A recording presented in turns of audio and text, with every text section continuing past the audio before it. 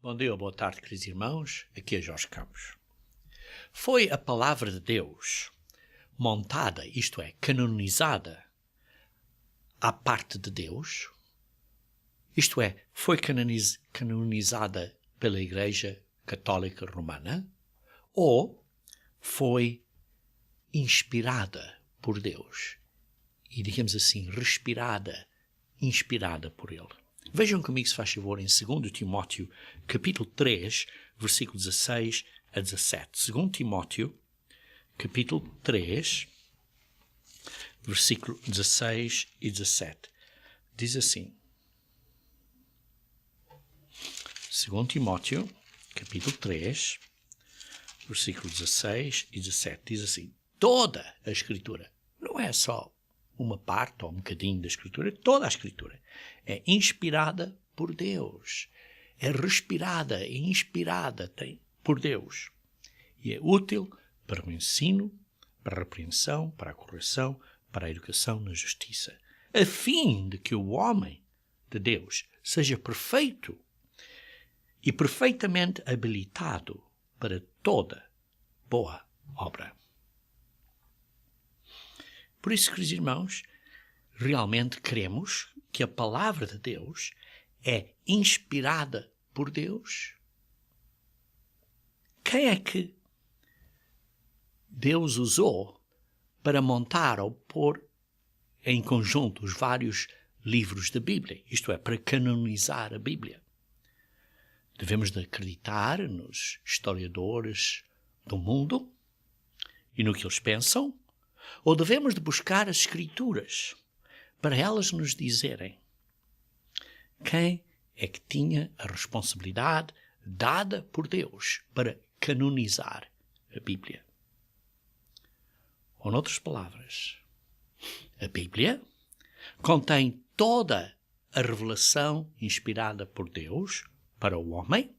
Ou temos que procurar livros escondidos, livros perdidos, para termos a palavra de Deus completa? E quantos livros deviam de ser parte da Bíblia? 49? 66? 73? Ou centenas, como alguns dizem? Para quem é que Deus deu esta responsabilidade de selecionar esses livros para serem parte do canone bíblico? Quando é que essa seleção aconteceu? E a Bíblia indica isso? Ou temos que buscar em historiadores seculares? Neste primeiro sermão desta série, eu vou cobrir alguns dos pontos básicos da canonização do Antigo Testamento. Isto é, quais livros são parte do Antigo Testamento, quando e por quem é que foram canonizados de acordo com a vontade de Deus. Claro, queridos irmãos, isto é um assunto muito grande, muito amplo e muito técnico, e poderia envolver muitas e muitas horas de estudo, provando e pesquisando.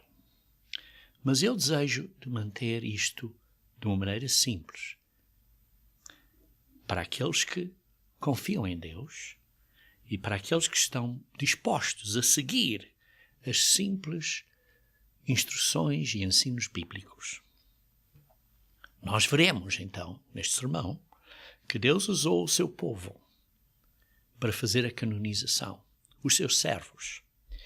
E nós podemos ter a confiança de que nós temos a completa palavra de Deus, inspirada por Deus.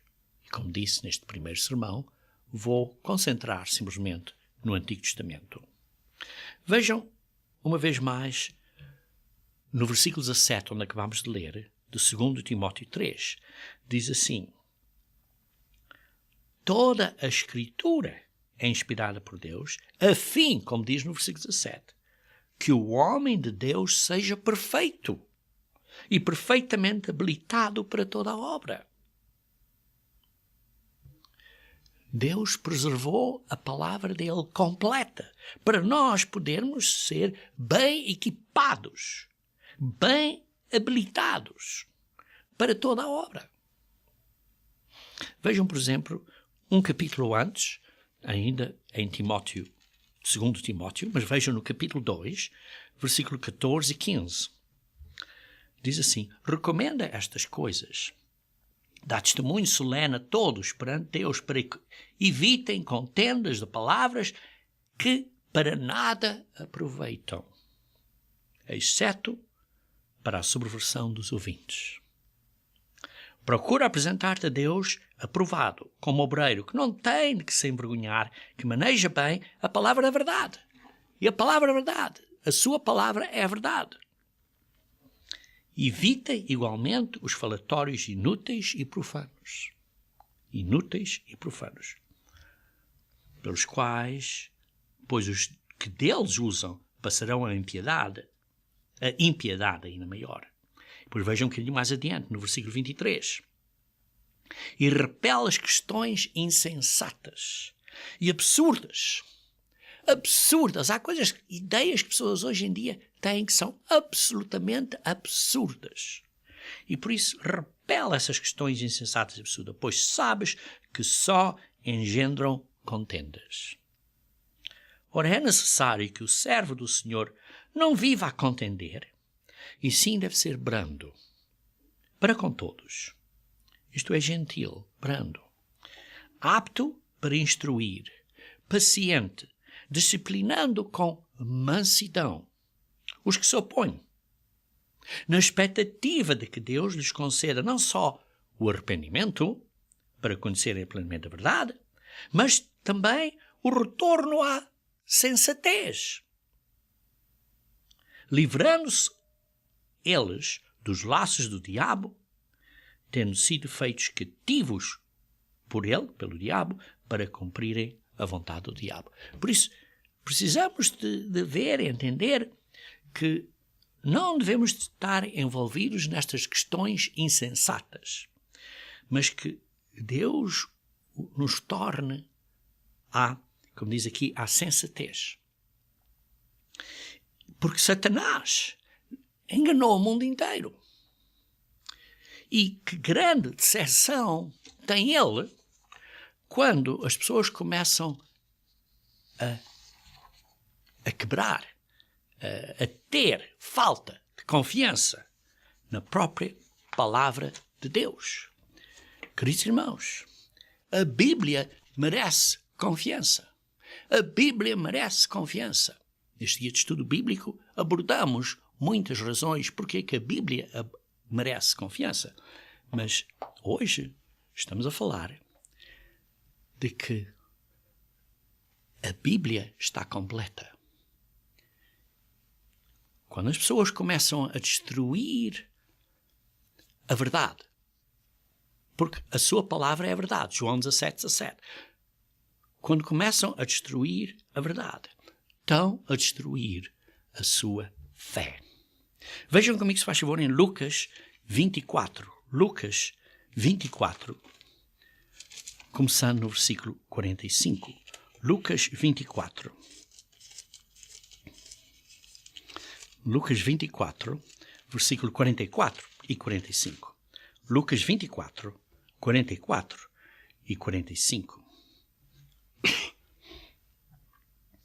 Aqui vê-se Jesus Cristo, após a sua ressurreição, autorizando que chegamos assim, esta divisão de 3 partes do Antigo Testamento. Olhem para aqui. A seguir, Jesus lhes disse: são estas as palavras que eu vos falei, estando ainda convosco. Importava se cumprisse tudo o que de mim está escrito na lei de Moisés. Essa é a primeira parte, a primeira grande divisão do Antigo Testamento. Os profetas, a segunda grande divisão do Antigo Testamento. E a terceira grande divisão, que começa com o livro dos Salmos. E então lhes abriu o entendimento para compreenderem as Escrituras. As Escrituras. De acordo de Moisés, os profetas e as escrituras que começam com os salmos. Essas três divisões. Talvez seja importante neste momento mencionar que o Septuaginto não está dividido em 3 secções, mas em 4. Por isso vemos aqui 3 secções grandes da Bíblia, do Antigo Testamento, que são mencionadas, que são referidas por Jesus Cristo aqui. A lei são 5 livros, como sabem, o Pentateuco.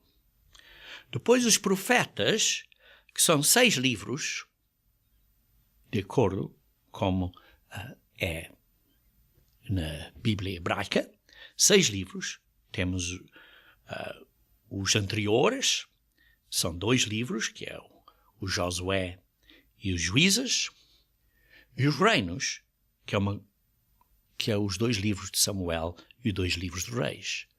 Por isso tem 2, digamos assim, 2 livros anteriores, Josué e Juízes, e os Reis, que inclui Samuel e os Reis. São os 2 anteriores.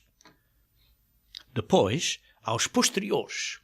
Os posteriores há os maiores, que são o Isaías, Jeremias e Ezequiel. São 3. E os menores profetas, que são os que chamam os 12 de Oséias a Malaquias, que era um livro que era os 12, o livro dos 12. E por isso vê-se aí 6 livros nos profetas. 2 anteriores, Josué e os Reinos, e depois os grandes profetas, que são Isaías, Jeremias e Ezequiel, por isso faz 5, e depois os menores, que chamam os 12, que faz o 6º grande livro. Por isso vimos 5 livros da lei, 6 livros dos profetas, e depois temos os escritos, que são 11 livros, que são os 3, digamos assim, anteriores poéticos, que é os Salmos, Provérbios e Jó. Depois são os 5 rolos do Megilot, que é Canções das Canções, Ruth, Lamentações, Eclesiastes e Éster. E os 3 livros da restauração, que são Daniel, Esdras, Neemias e os livros de Crônicas. Por isso esses fazem 11 livros. 3 poéticos, 5 do Megilot, faz 9, faz 8, e mais 3 que são os da restauração, que faz 11. Por isso vimos que a lei tem 5, os profetas são 6, e as outras escritas que começam com os salmos são 11. Um total, 5 mais 6 mais 11, de 22. 22 livros no Antigo Testamento. Notem que nesta maneira como nesta sequência, como se vê aqui, que é de acordo com o que Jesus Cristo menciona, nesta sequência, o livro das Crônicas é o último livro do Antigo Testamento nessa ordem inspirada. Vê-se também que há 3 grandes divisões do Antigo Testamento, mas que há, digamos assim, 7 partes. Nessas partes é a lei, os anteriores, profetas, os maiores profetas, os menores profetas, os 3 poéticos, os Megilot e os da restauração, um total de 7. Por isso vê-se que são 3 divisões, que é completo, e 7 que é uma perfeição completa. A Bíblia tem muito acerca de números. Por exemplo, há 3 patriarcas, que são o Abraão, Isaque e Jacó. Há 3 apóstolos principais, que são Pedro, Tiago e João, que testemunharam a transfiguração. Por exemplo, Jesus Cristo foi crucificado à terceira hora, mas morreu à nona hora. A nona hora, que é 3 vezes 3 são 9. E muitos pontos interessantes de números que têm significados interessantes. Mas voltando aos livros do Antigo Testamento, são 22. 22 livros. Algumas pessoas dizem que são 24. Isto adicionam ou separam o Samuel e os reis e separam o Josué e os juízes. Mas ao fim de contas são os mesmos, exatamente os mesmos livros que temos no Antigo Testamento nas nossas Bíblias. Embora nas nossas Bíblias estejam divididos de outra maneira, por exemplo, o livro dos reis, que é Samuel, dos reinados, que é de Samuel e dos reis, tem 1 Samuel, 2 Samuel, 1 Reis e 2 Reis. Mas no canon hebraico isso é só um livro. Por isso dividiram em outros livros na maneira que temos na Bíblia hoje em dia. E por isso esses 22 livros no canon hebraico é por aí de onde vem o nome da Torá e é o nome de Tanakh, que representa os três, a lei, os profetas e os escritos. Vejam uma vez mais aqui em Mateus 23. Mateus 23, versículo 34 a 35. Mateus 23, 34 a 35.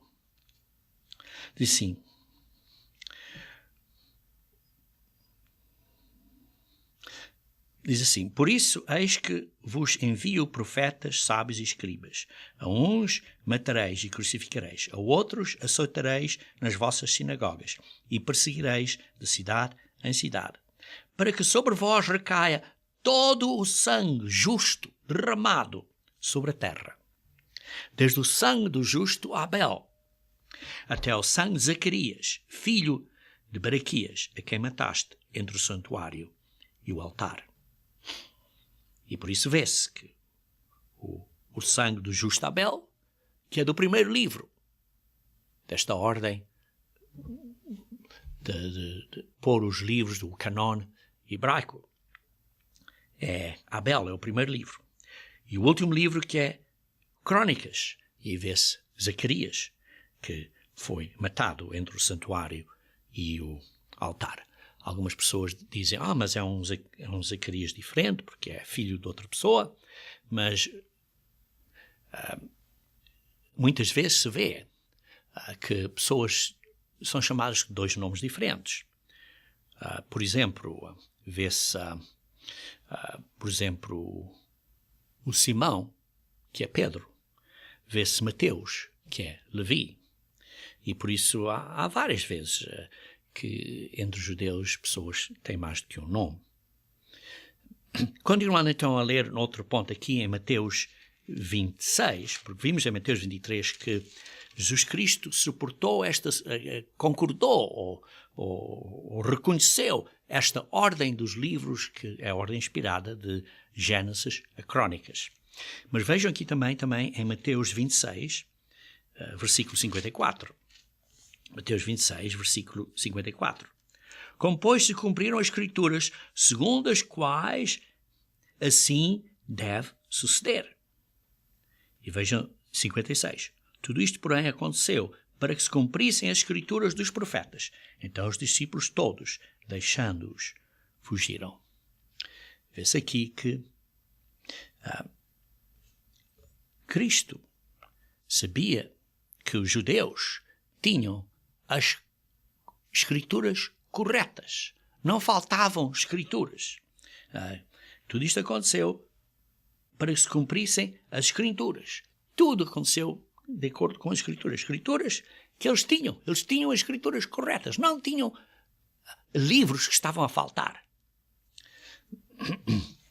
Vejam também em Atos capítulo 17. Atos capítulo 17, versículo 2. Atos 17, versículo 2. Paulo, segundo o seu costume, foi procurá-los e por 3 sábados arrazoou com eles acerca das Escrituras. Não esteve a dizer quais eram os livros das Escrituras que estavam corretos ou não. Todos sabiam quais eram as Escrituras. Não havia dúvida. Vejam também no versículo 11. Ora, estes de Bereia eram mais nobres que os de Salónica, pois receberam a palavra com toda a avidez, examinando as Escrituras. Sabiam muito bem quais eram as Escrituras que deviam examinar todos os dias para ver se as coisas eram de facto assim. Por isso, as Escrituras eram circuladas nas sinagogas. As Escrituras do templo, que eram cópias ou réplicas perfeitas das Escrituras do templo. Vejam comigo, se faz favor, em 2 Timóteo, capítulo 3. 2 Timóteo, capítulo 3. Versículo 15. 2 Timóteo, capítulo 3. Versículo 15. Diz assim: e que desde a infância sabes as sagradas letras, as sagradas escrituras, que podem tornar-te sábio para a salvação pela fé que há em Cristo Jesus. As sagradas letras, as sagradas escrituras. Sagradas significam que vinham do local santo, que esse era no templo de Jerusalém, que eram sagradas. Isto eram as escrituras do templo. E por isso, daí todas as sinagogas tinham cópias das escrituras. Tinham um canon oficial. E todas as sinagogas, através do mundo romano, tinham réplicas exatas dessas escrituras. Não havia dúvida. Hoje em dia, nós, queridos irmãos, temos os mesmos livros. Sim, as nossas Bíblias estão divididos em 39 livros. Mas são os mesmos 22 livros que estão na Bíblia hebraica. Por isso, queridos irmãos, vemos que não há livros diferentes, não há livros que faltam. Sim, a divisão dos livros é um bocado diferente e a ordem é um bocado diferente da ordem original, que foi inspirada por Deus. Esta subdivisão de livros e a ordem dos livros do Antigo Testamento foi influenciada pela Igreja Católica Romana. Mas o conteúdo é o mesmo. O que está lá, é o mesmo. E esses 22 livros do Antigo Testamento, de acordo com a ordem na Bíblia hebraica, que são os mesmos livros que estão nas nossas Bíblias, é suportada pela visão das pessoas da Antiguidade. Isto quer dizer, o que eu estou a dizer é que entendiam que esses eram todos os livros do Antigo Testamento e que não havia mais livros. Que esses 22 livros da Bíblia hebraica são os mesmos de 39 livros que temos no Antigo Testamento na nossa Bíblia hoje em dia. Por exemplo, Joséfo, no seu livro número 1, secção 8, do seu famoso trabalho chamado As Antiquidades dos Judeus, reconheceu que só haviam 22 livros. Por exemplo, ao fim do quarto século depois de Cristo, Jerome disse que, tal como então, há agora só há 22 caráteres elementares pelos quais nós escrevemos em hebraico. Isto é, só há 22 letras no alfabeto hebraico. E depois continua. E por isso nós entendemos que os 22 livros representam, assim, como o alfabeto da doutrina de Deus, pelo qual o homem justo é instruído. Queridos irmãos, as pessoas da Antiguidade, os gregos da Antiguidade, os sírios, os arminianos e até católicos, todos admitem que eram 22 livros no Antigo Testamento. Quer dizer que não havia livros adicionais, nem livros perdidos. Ainda hoje em dia, nas traduções hebraicas, tem 22 livros no Antigo Testamento. Os livros e a ordem desses livros nunca foi perdida. Se uma pessoa quer ver a ordem, pode lê-los na mesma ordem, pois essa ordem é descrita nas Bíblias hebraicas, por exemplo, na Tanakh. Então, porquê 22? Porque, queridos irmãos, números têm significados importantes para Deus. Por exemplo, 22, como Jerome mencionou, é o alfabeto hebraico completo, e usando o número 22, ou letras do alfabeto, faço o que chamam um acróstico. Um acróstico. Na primeira desse acróstico, a primeira letra é a primeira letra, por exemplo, da frase. A primeira letra do alfabeto. A segunda letra do alfabeto, isto é Aleph. A segunda é, por exemplo, Beth. E depois a terceira é Gamiel, A, B, C, digamos assim. Por exemplo, um parágrafo começa com A, outro parágrafo começa com B, outro parágrafo começa com C. Isso é que chama-se um acróstico alfabético. Isso vê-se, por exemplo, em Salmos 119. Vejam comigo, se faz favor, brevemente, Salmos 119. Salmos 119. O maior salmo da Bíblia, Salmo 119.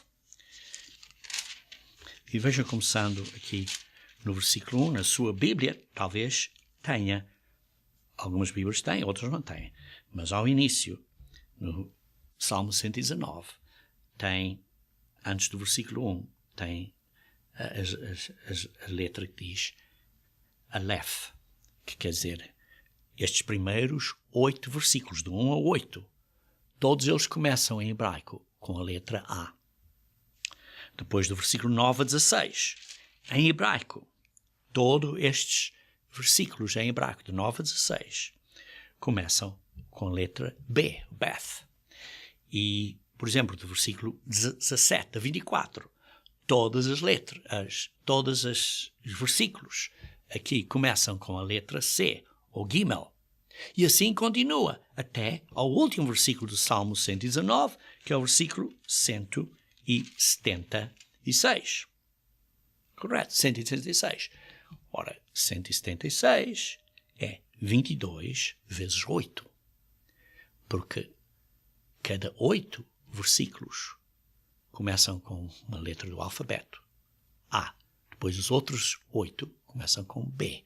E depois os outros 8 começam com C. E assim até a última letra hebraica. Por exemplo, o livro das Lamentações.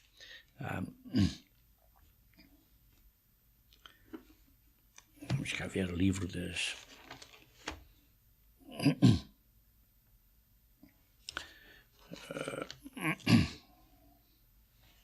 O livro das Lamentações. De Jeremias. O livro das Lamentações. O primeiro capítulo tem exatamente 22 versículos. Porquê? Porque tem uma acróstica completa de versículo 1 ao versículo 22. Do A, das letras do alfabeto. O segundo capítulo também tem 22 versículos de Lamentações. O terceiro capítulo também tem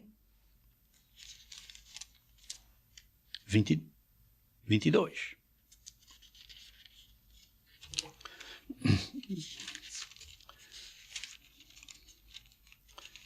Vamos cá ver, o terceiro capítulo tem 66. E o terceiro capítulo tem 3 acrósticas completas. Depois o quarto capítulo tem 22. O quinto capítulo tem 22. o que é que temos aqui? Temos aqui 5 capítulos, 5 representa graça, mas temos 7 acrósticas completas. Por isso é a completa graça de Deus. Por exemplo, vejam aqui, por exemplo, em Provérbios 31. Provérbios 31.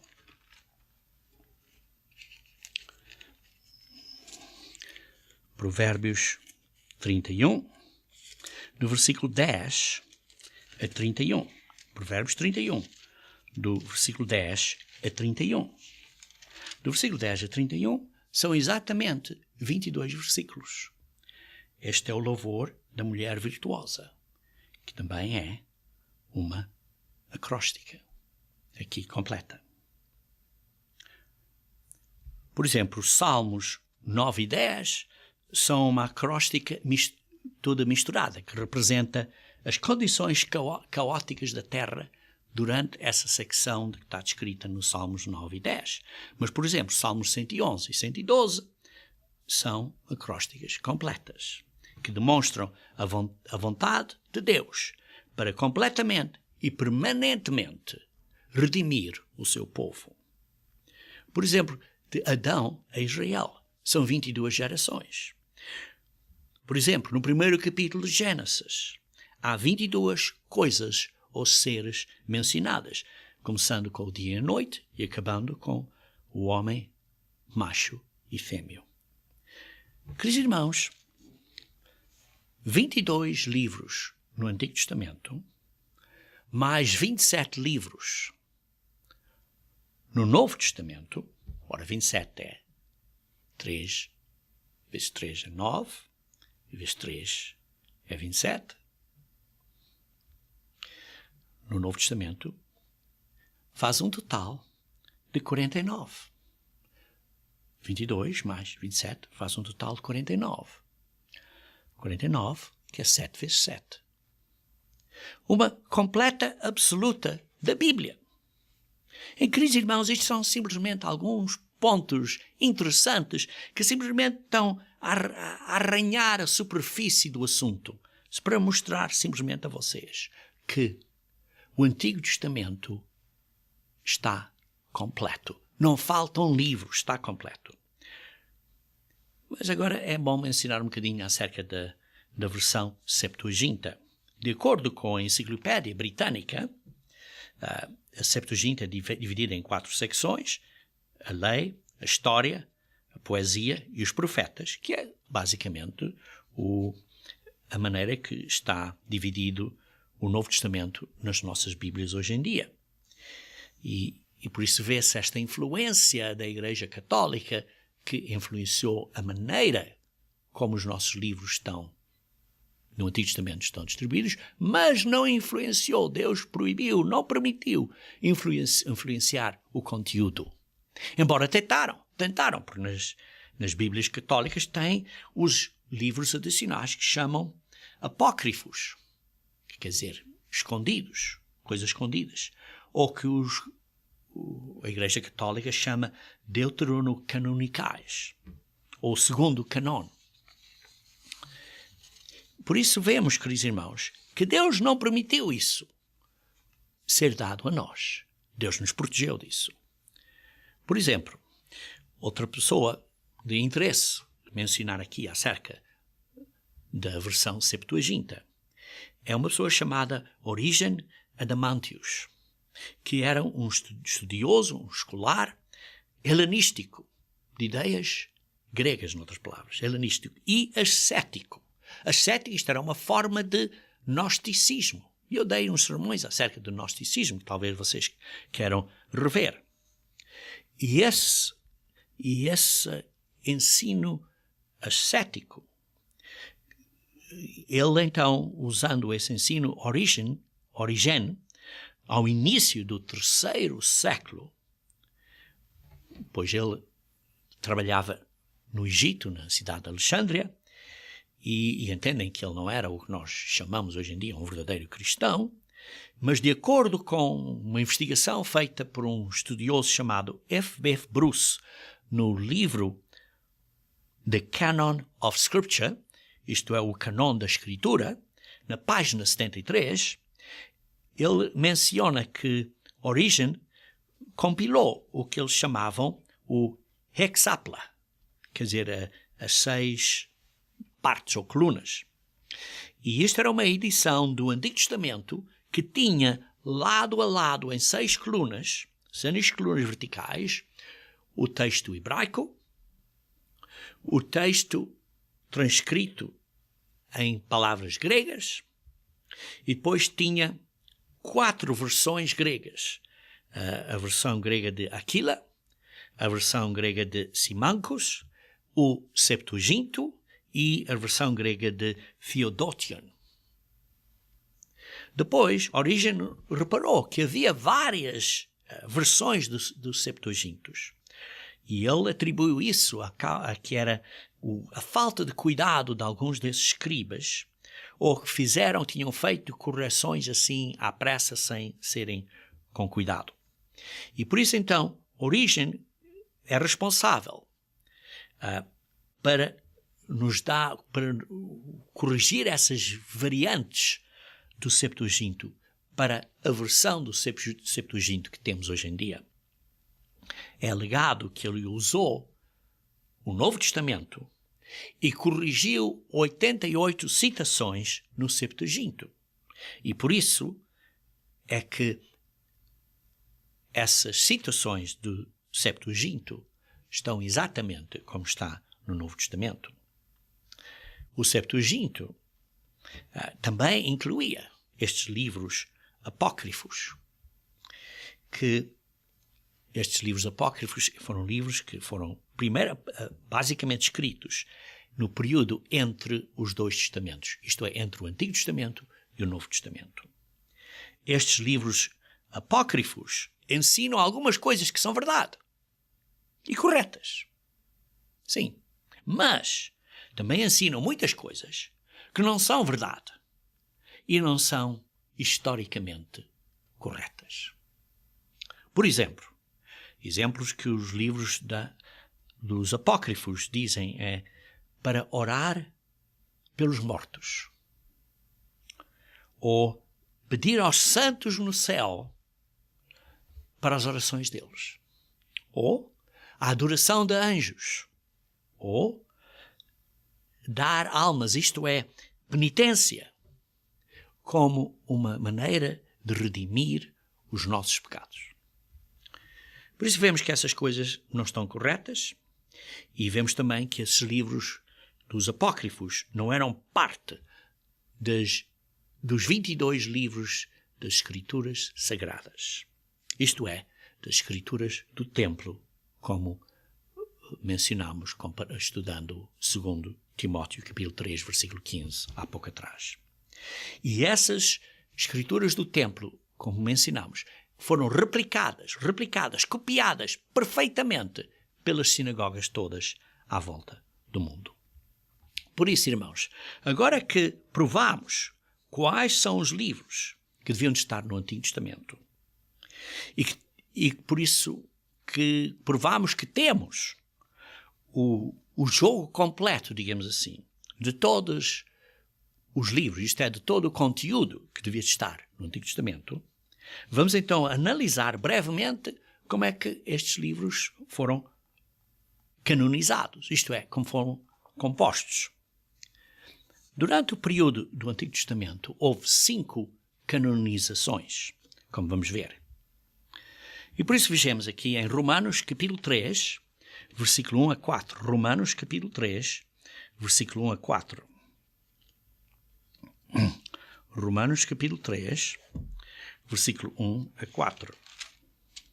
Qual é, pois, a vantagem do judeu? Ou qual a utilidade da circuncisão? Muita, sobre todos os aspectos. Principalmente porque aos judeus foram confiados os oráculos de Deus.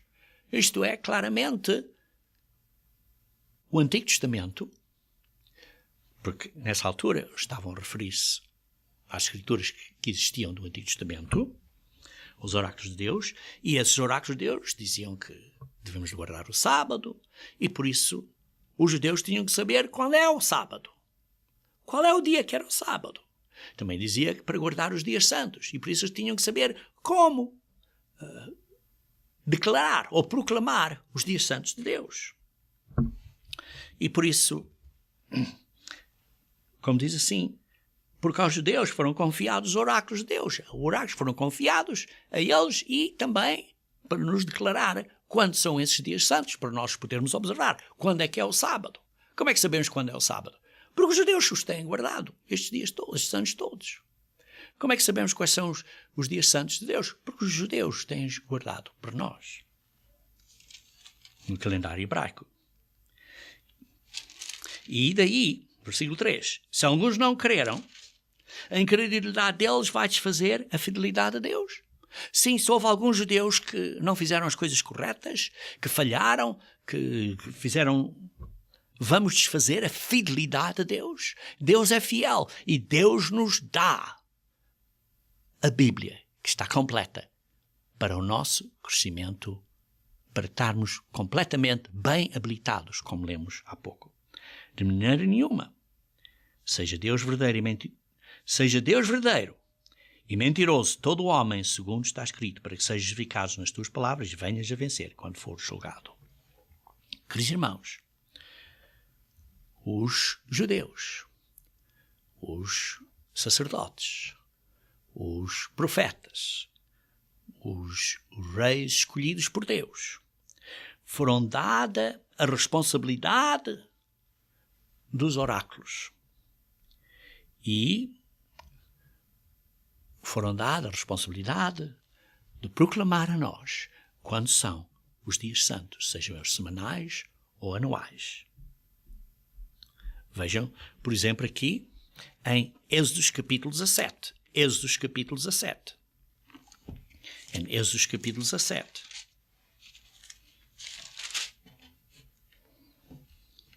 Versículo 14.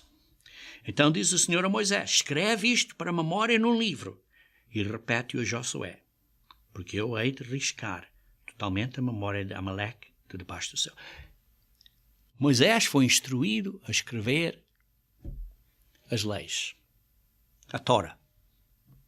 E por isso, vê-se que a primeira canonização foi feita por Moisés. Vejam, por exemplo, em Deuteronômio 28. Deuteronômio 28, versículo 58. Diz assim, se não tiveres cuidado de guardar todas as palavras desta lei, escritas neste livro, para temeres este nome glorioso e terrível, o Senhor teu Deus. Escritas neste livro. Moisés foi dada a responsabilidade de escrever no livro. Vejam, por exemplo, em Deuteronômio 31, versículo 9 a 13. 31, versículo 9 a 13. Diz assim, esta lei escreve-a Moisés e escreveu-a Moisés e a deu aos sacerdotes, filhos de Levi, que levaram a arca da aliança do Senhor a todos os anciões de Israel. Ordenou-lhes Moisés, dizendo, a fim de cada 7 anos, precisamente no ano da remissão, na festa dos tabernáculos, quando todo Israel vier a comparecer perante Deus teu Senhor no lugar que ele escolher, lerás esta lei diante de todo Israel. Ajuntai o povo, os homens, as mulheres, meninos, etc.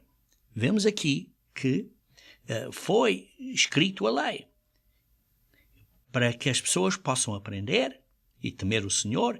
Versículo 13, para que os seus filhos que não a souberam, ouçam e aprendam a temer o nosso Deus todos os dias que viveres sobre a terra a qual ides, passando o Jordão, passar a possuir.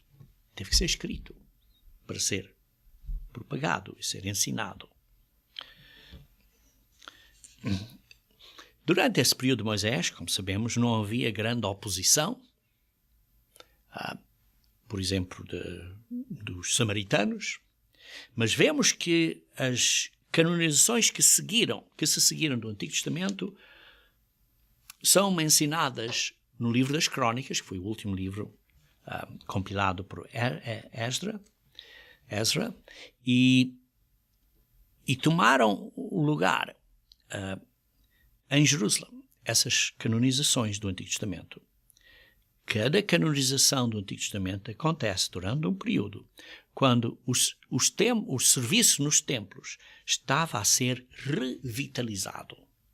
E por isso então houve a segunda canonização, foi pelo rei David e o rei Salomão. Vejamos aqui em 1 Crônicas 25. 1 Crônicas 25. Versículo 1. David, juntamente com os chefes do serviço, separou para o ministério os filhos de Asaf, de Emá, de Jedutum, para profetizarem com harpas, alaúdes e símbolos. O rol dos encarregados deste mistério foi. Vê-se aqui que o rei David organizava várias coisas. Porquê? Para o serviço no templo, para liturgias, para as canções. Porquê? Porque o templo ia ser construído e foi construído, e então tinha que ter estas coisas todas preparadas para as várias funções do templo. Vejam, por exemplo, também em Eclesiastes. Eclesiastes, capítulo 12. Eclesiastes, capítulo 12, versículo 8 e 9, diz assim: Vaidade, diz o pregador, tudo é vaidade. O pregador, além de sábio, ainda ensinou ao povo o conhecimento e, atentando e esquadrinhando, compôs muitos provérbios. Vê-se aqui que pôs tudo em ordem. Esquadrinhou, pôs as coisas em ordem, pôs os provérbios em ordem. Estudou e arranjou isto com muito cuidado, com muita atenção. E por isso esse foi feito durante o tempo de David e Salomão, essa segunda canonização. Depois houve uma terceira canonização durante o período de Ezequias e de Isaías, o profeta, porque Israel estava iminentemente a ser atacada por Assíria. E havia uma necessidade de emergência que Deus inspirou para canonizar vários livros e para pôr as coisas na sua própria sequência. Em caso dos assuntos religiosos e os serviços religiosos, se fossem suspendidos por causa de uma possível iminente invasão da Assíria. E por isso Ezequias restabeleceu a verdadeira adoração a Deus. Vejam aqui em 2 Reis. 2 Reis, capítulo 18. 2 Reis, capítulo 18, versículo 5. Diz assim: Confiou no Senhor, Deus de Israel, de maneira que depois dele não houve seu semelhante entre todos os reis de Israel, nem entre os que foram antes dele. Deus pôs Ezequias, o reino de Ezequias, o reino dele, como um dos reis mais justos, mais do que o próprio David. Vejam em 2 Crônicas, capítulo 31, versículo 2.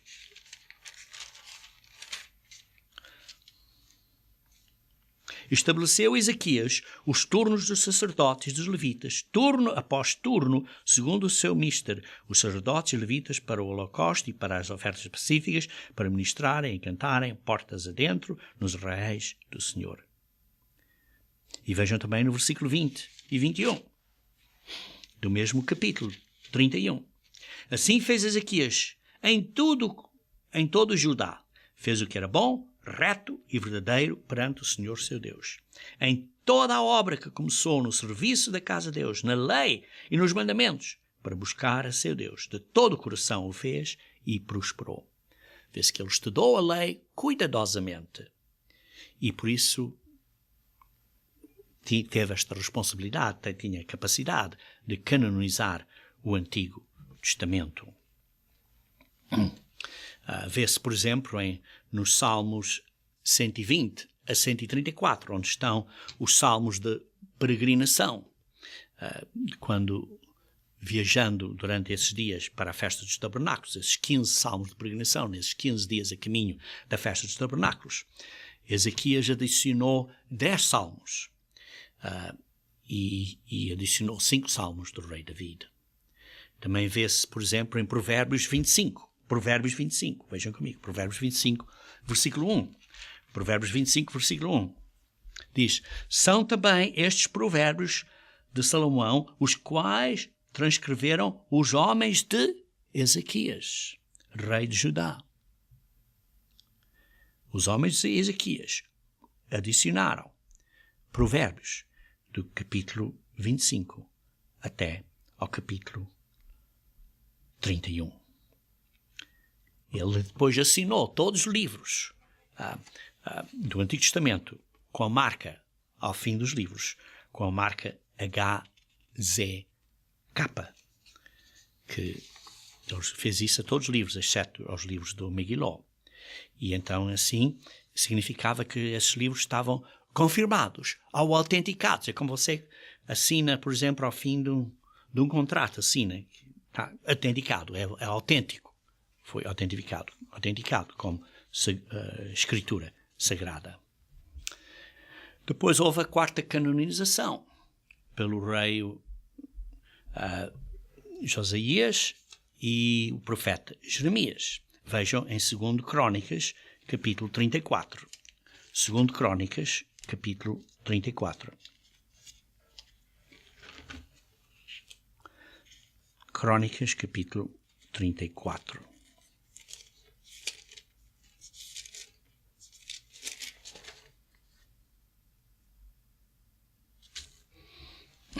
Versículo 14, 34, versículo 14.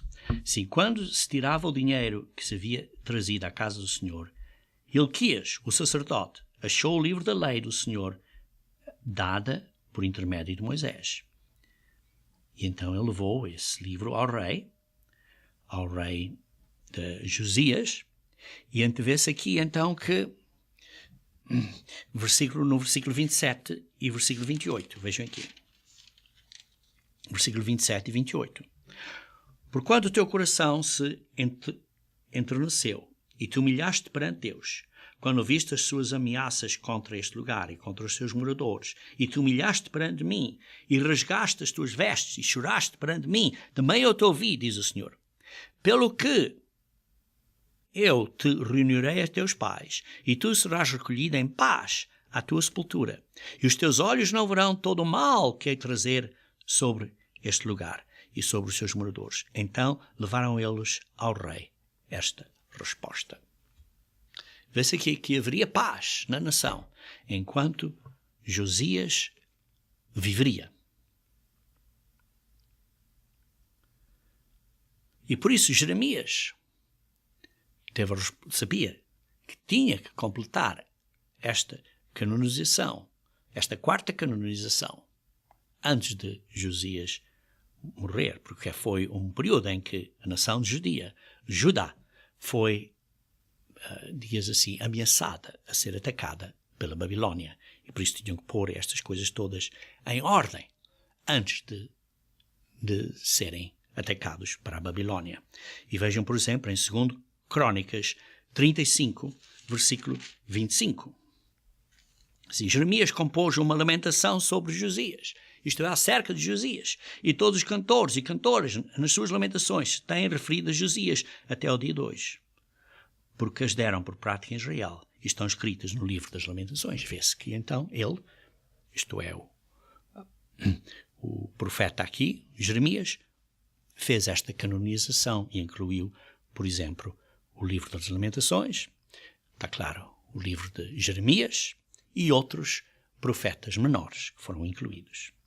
Depois, a nação foi para o cativeiro. Então Daniel foi posto numa posição de responsabilidade de guardar os livros, e essa responsabilidade foi dada a ele por Deus para guardar os livros. Vejam aqui em Daniel capítulo 1, versículo 4. Daniel capítulo 1, versículo 4.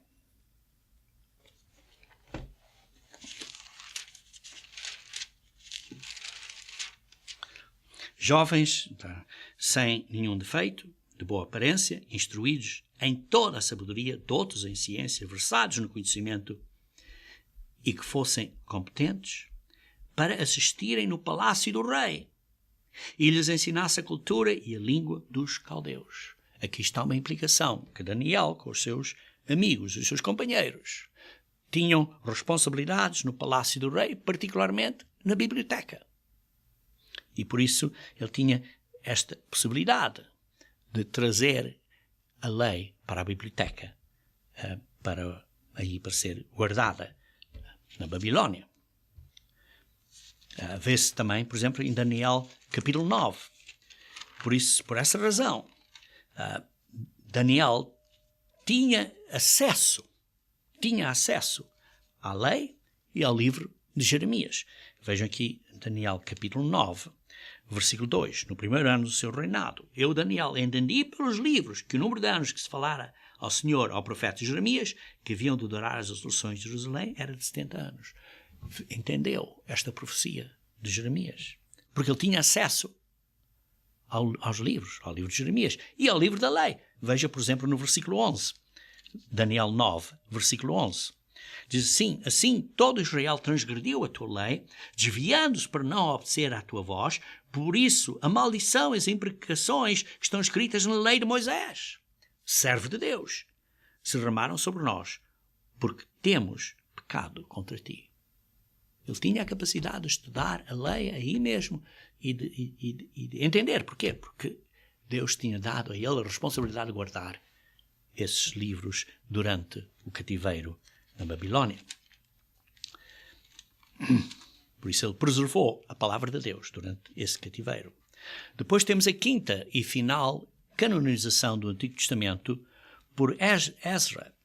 Vejam aqui o profeta e sacerdote Neemias. Vejamos então Ezra capítulo 7. Ezra capítulo 7.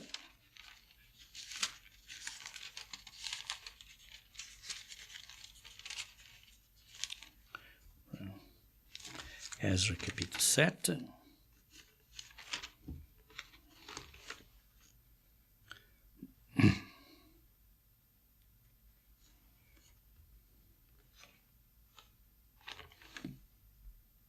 Esdras, aqui está.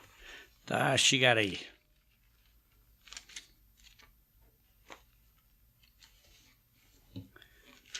Está aqui, Esdras capítulo 7. Vê-se aqui no versículo 8 a 10. E Esdras chegou a Jerusalém no 5º mês, no 7º ano deste rei. Pois no primeiro dia do primeiro mês partiu da Babilónia, e no primeiro dia do 5º mês chegou a Jerusalém, segundo a boa mão do seu Deus sobre ele.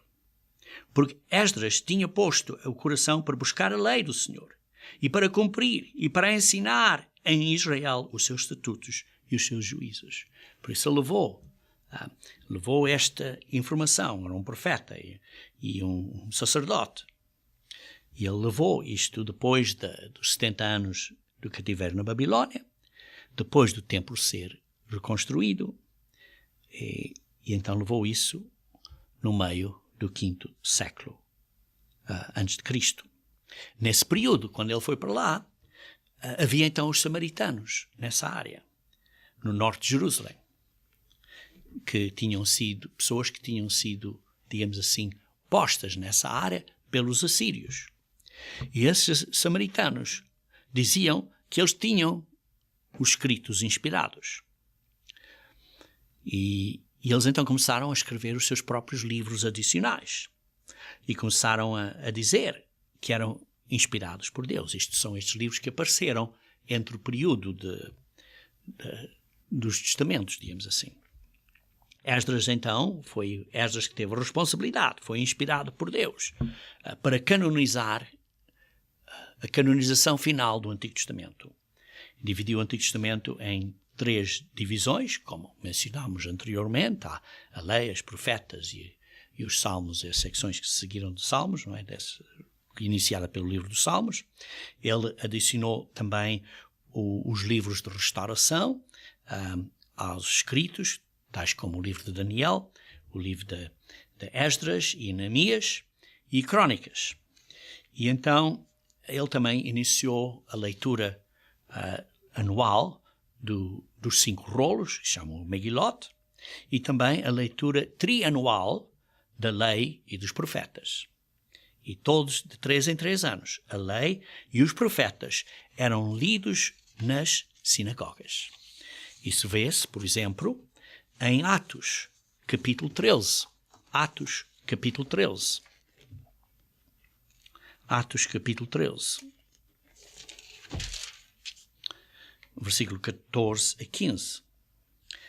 Mas eles, atravessando de Pergue para Antioquia, da Psídia, indo num sábado à sinagoga, assentaram-se, e depois da leitura da lei e dos profetas, vê-se que nas sinagogas tinham esta leitura da lei e dos profetas. Esdras iniciou esta leitura, a ritual da lei e dos profetas, que cobriam toda a lei, todos os profetas, de 3 em 3 anos. Depois da leitura da lei e dos profetas, os chefes das sinagogas mandaram dizer: irmãos, se tens alguma palavra de exortação para o povo, dizei-a. E por isso vê-se que isso ainda, essa tradição, esse costume de ler a lei e os profetas completamente 3 em 3 anos nas sinagogas, ainda era feito durante o período dos apóstolos e no período de Jesus Cristo.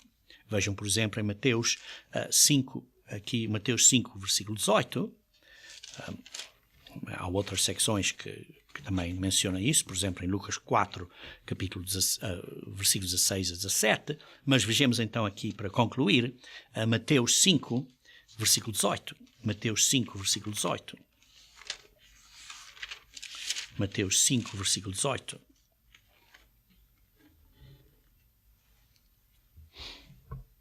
Mateus 5, versículo 18 diz assim: porque, em verdade, vos digo, até que o céu e a terra passem, nenhum til jamais passará da lei, até que tudo se cumpra. Isto era uma comprovação de Jesus Cristo acerca da maneira como a Sagrada Escritura estava a ser escrita, que hoje em dia é o estilo de escrever, da escrita, do mesmo estilo que, por exemplo, os hebreus usam hoje em dia, não é? E que é o mesmo estilo que está no texto masorético.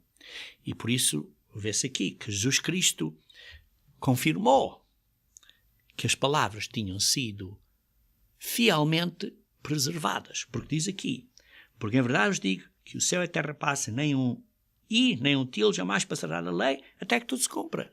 Quer dizer que está preservado exatamente correto. Estava correto. Vejam também aqui em 2 Pedro, capítulo 1. 2 Pedro, capítulo 1, versículo 21. 2 Pedro, capítulo 1, versículo 21. Porque nunca jamais qualquer profecia foi dada por vontade humana. Qualquer parte das Escrituras, dos ensinos, foi dado por vontade humana. Entretanto, homens santos falaram da parte de Deus, movidos pelo Espírito Santo. A palavra de Deus foi inspirada pelo Espírito Santo. O Antigo Testamento e o Novo Testamento foram inspirados pelo Espírito Santo. Isto é, Deus deu as Escrituras sagradas aos homens. Foram inspiradas por Deus. E por isso, neste sermão, como disse, nós provamos que os livros do Antigo Testamento temos todos, não falta nada. Nós temos o jogo completo de livros do Antigo Testamento. Não há livros que estejam perdidos. Nós também vimos que Deus usou o seu povo para fazer a canonização no Antigo Testamento. E nós, por causa disso, podemos ter a confiança que temos o completo Antigo Testamento, tal como Deus inspirou. No próximo sermão nesta série, vou analisar o mesmo, mas para o Novo Testamento.